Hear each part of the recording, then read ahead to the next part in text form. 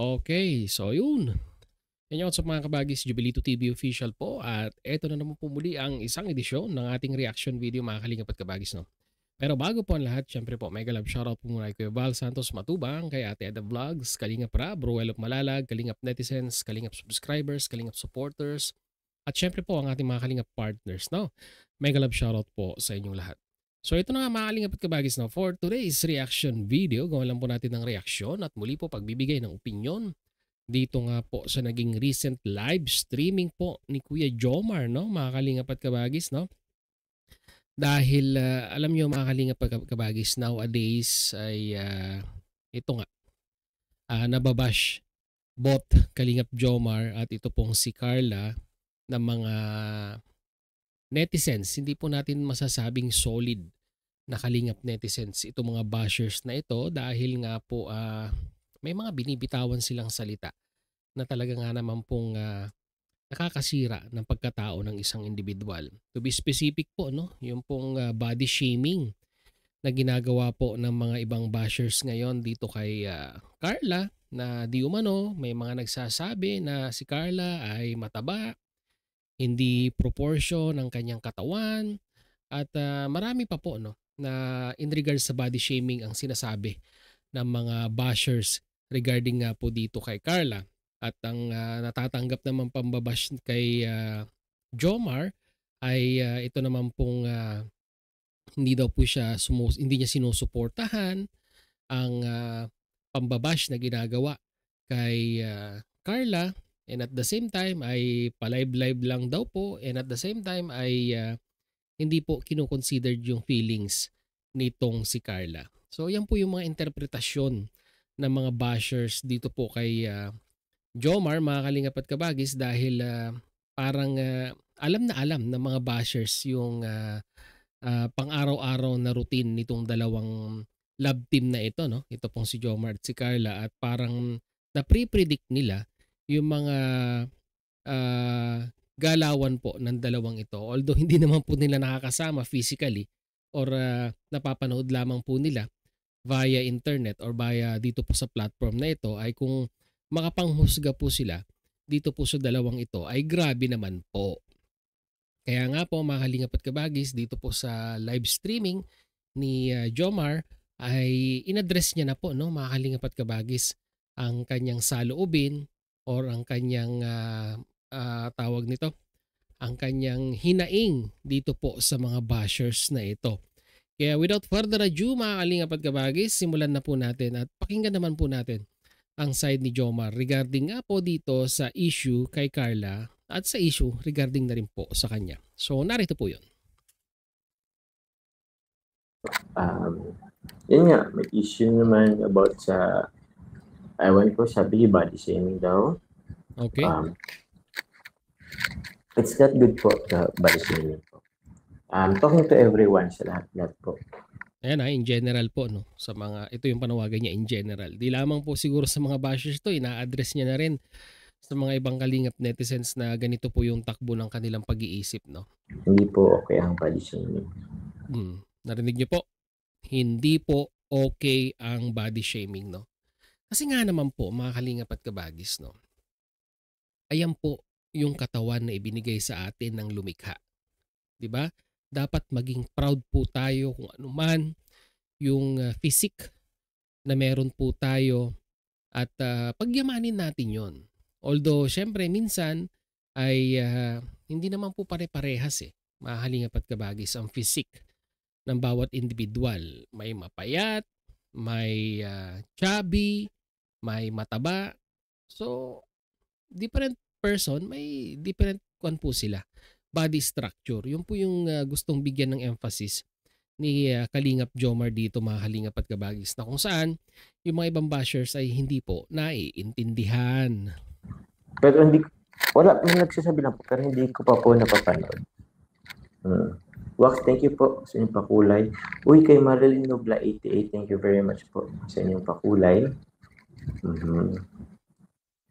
Wax, thank you very much po. Kay Risa Handa, Bigla siya Papa Jones, Pishong and Jokara, we love you. Thank you. Thank you po. ang dami naman na po natin napagdaanan. Even Carla po, ang dami niya na po napagdaanan. Yes, dumarating talaga yung times na maano po tayo. But I know her naman po. Tawag niyan. Kaya po yan. Kaya po yan, Carla. Opo. Kaya natin yan. Ya habibi ahlan. If you need anything to buy or Alam niyo mga kalingap at kabagis, no? Kung mapanood mo man to, Jomar, suggestion ko lang every time na magla-live ka, yung wireless microphone mo, wag mong ilalagay sa kwintas mo, no? Kasi every time na gumagalaw ka, ay nagkakaroon ng scratches which is nagre-register sa output mo sa mga viewers mo. So, scratches ang dating pag naririnig, and it will be very uncomfortable sa mga viewers na nakikinig sa live mo, no? So, considered is as a constructive criticism sa yung pagla-live para naman mas lalong ma-appreciate ng mga viewers mo yung iyong live streaming. Yun! Sana walang bashers si Jubilito TV official sa sinabi niyang yun. Pagpatuloy natin! Wag mo na basahin mga basher. Hindi naman po.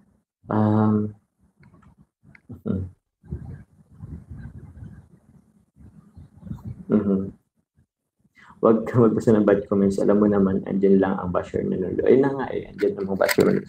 Pero pwede naman nating ipin para bigyan natin ng pansin kasi gusto yata po magpapansin. Pero it's okay. Just a waste of time. Ate mo, Jackie, shoutout po sa inyo. Thank you po.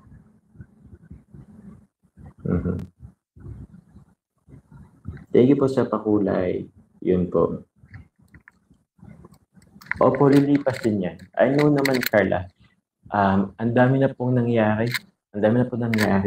For the past 11 episode po ba? 40 episode. Andyan lagi ang bashing. Andyan lagi ang basher. So, I know, kaya naman yan ni Carla. In-advise naman na po natin siya. And then, please don't, para wag, hayaan na lang yan. Okay, minsan ano naman, pero walang tayong magagawa sa mga taong siguro makikitid ang utak or ano. Wala po akong pinapatama, wala po akong inaanuhan na I'm not specifying person. Wala po. In general, kasi siyempre ang dami pong base, ang dami pong issue or what. I'm talking in general. Parang ganun na lang po. Opo, ipin natin. Sige po, ipin natin. Sige po. Kung may magbabash po sa atin, sige po. Ano po at ipin natin.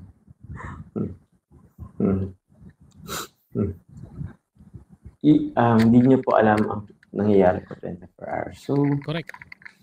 Yun lang po. Hindi po ganun kadali. Ang dami po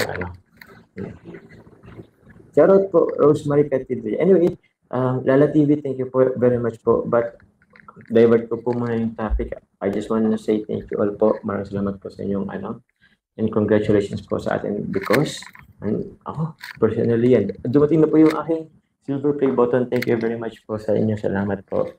And hello po sa mga Jomcar 18. Team Jomcar 18, Team Jomcar Fanatics, Team Jomcar Community, Team Jomcar Forever. Maraming salamat po. Sa mga GC po ng Velus, may GC po ang Velus, aka Coffee. Sa buong Team Kalinga po. Sino pa po ba? Team Jomcar Global Supporters. Maraming salamat. Jomcar Worldwide. Thank you po, Ma'am Selma. Shoutout sa inyo.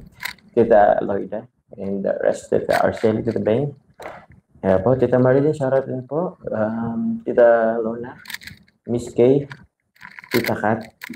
And Tita Kat. Tita Mesh. Shoutout po sa inyo. Hello po sa mga taga-team Jomcar Team Taiwan.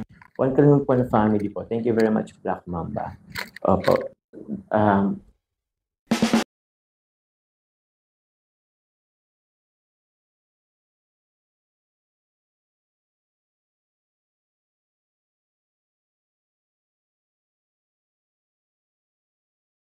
Pantone.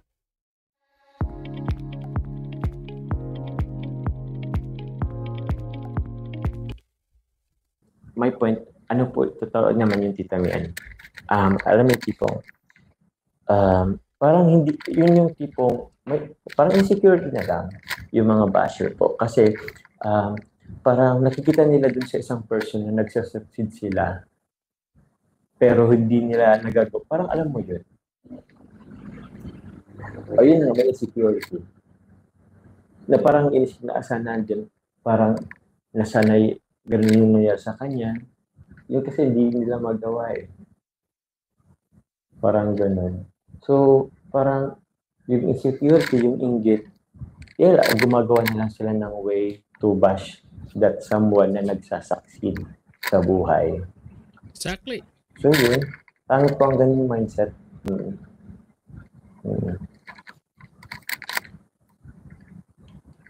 Thank you po, Ermaline Boyko. Shoutout po sa inyo. Opo, hinahayaan ko lang naman po. Hinahayaan ko. Ako po, okay lang po sa akin. Just worry about kay Carla. Kasi syempre, hindi pa naman po mas alam niyo po yun, hindi pa naman po siya yung tipong, although matagal naman na po siya, pero still, bago pa rin naman po sa kanya. And hindi naman niya, ano po ba? Basta. Opo. Alam niyo po kung anong mabisang gawin sa mga basher. Minsan, inaasar po natin. Pero minsan, alam niyo yung tipong,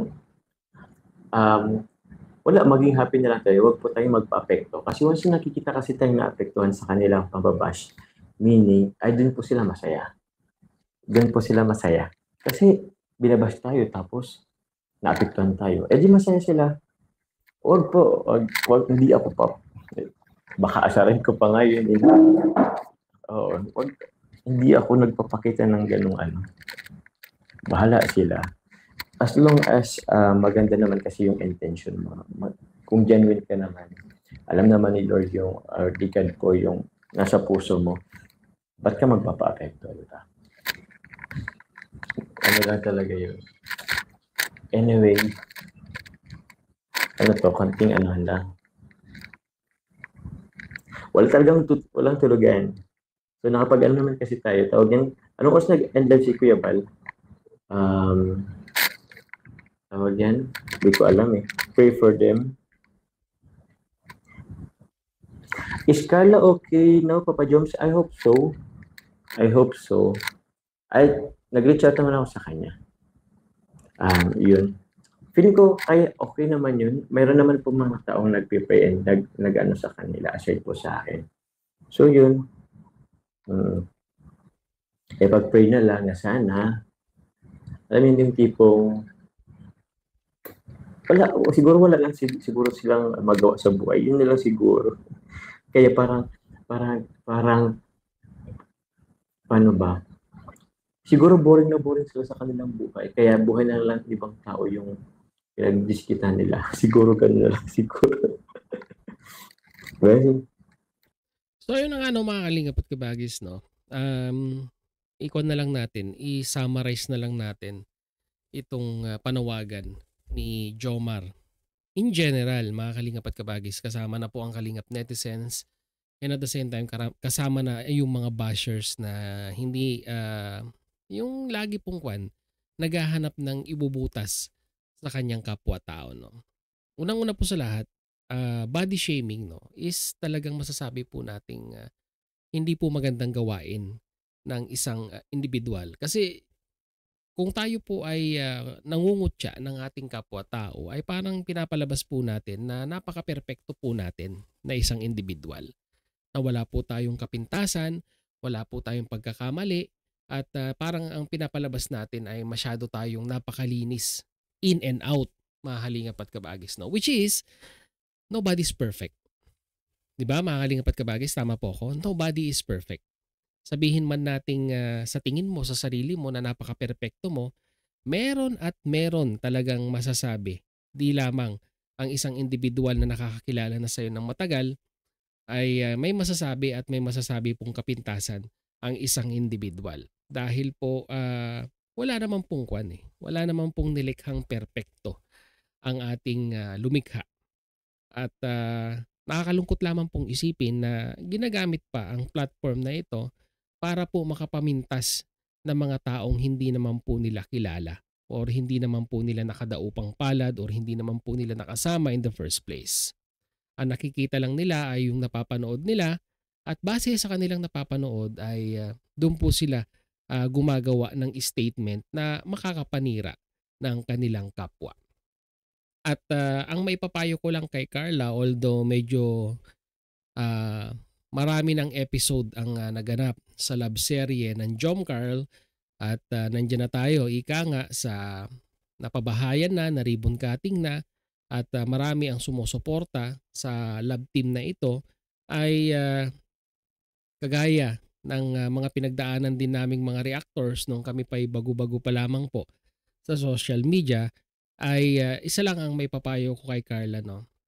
Wag tayong maging balat sibuyas, although napakahirap niyan sa simula dahil ayan yung mga tinatarget ng bashers, yung weak point ng isang individual na kung saan ay pag nagpapakita po tayo ng kahinaan sa specific na area na yan, ay dyan po tayo pupukpukin hanggang sa tayo po ay bumigay. Sumunod na lamang po tayo sa Agos dahil nga po as of now, sa laki ng community ng Jom Carl, ay masasabi na pong isang icon ito pong si Carla in regards po sa love team ni Kalinga Prab. So maging matatag ka lang, deadmahin mo lang yung mga bashing na yan dahil ang bashers ay part din naman ng viewers ika nga, no. Dagdag pa rin sa views ika nga ang mga bashers at ang mga ang mga bashers ay talagang yan na yung kwan nila, daily routine nila, yung maghanap ng kapintasan ng kapwa nila tao. 'Di ba?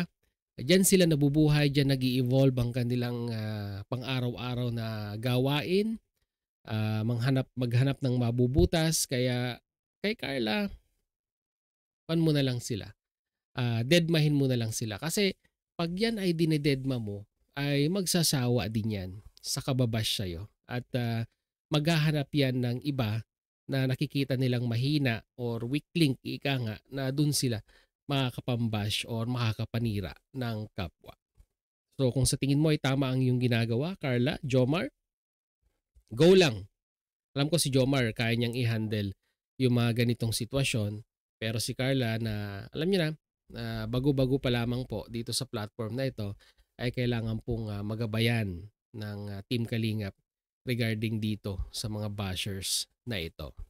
So yun mga Kalingap at Kabagis, no? Yun lang po ang masasabi natin sa panawagan ni Jomar regarding sa mga bashers na yan. Ay nako,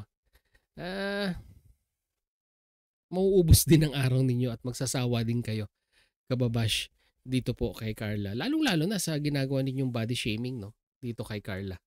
Na kung saan ay bago po tayo manghusga ng ating kapwa, no? Ay tignan po muna natin ang ating sarili. Kung tayo ba ay may kapintasan o wala, tayo ba ay perpekto. Tignan po muna natin yung mga aspetong yan sa ating sarili bago tayo mamintas ng kapwa natin tao. So yun mga Kalingap at Kabagis, muli maraming salamat dahil sa dulo po ng ating reaction video ngayong araw na ito ay nasamahan nyo po muli si Jubilito TV Official at muli po nagpapaalala po ang inyong host. Sa mga hindi pa po nakasubscribe sa channel kay Val Santos Matubang, Ate Edna Vlogs, Kalingap Prab, Roel Malalag, Kuya Jomar's Vlog, yan, supportahan po natin, subscribe ang kanilang mga YouTube channel. And at the same time, muli po naglalambing din po ang inyong host. Sa mga hindi pa po nakasubscribe sa channel po ni Jubilito TV Official ay pakita mo po ang subscribe button at ang notification bell para maging updated po kayo sa mga darating nating reaction videos. Ganun din po paki-follow and like ang ating official FB page na may title pong Paksa ng Buhay, Aking Gabay, na may red banner pong Jubilito TV Official. So hanggang dito lang mga Kalingap at Kabagis. Once again, this is Jubilito TV Official, proud member po ng Team Koos at ng Karepa Year 2024. As I always say mga Kalingap at Kabagis, peace, God first. God bless po. Bye-bye!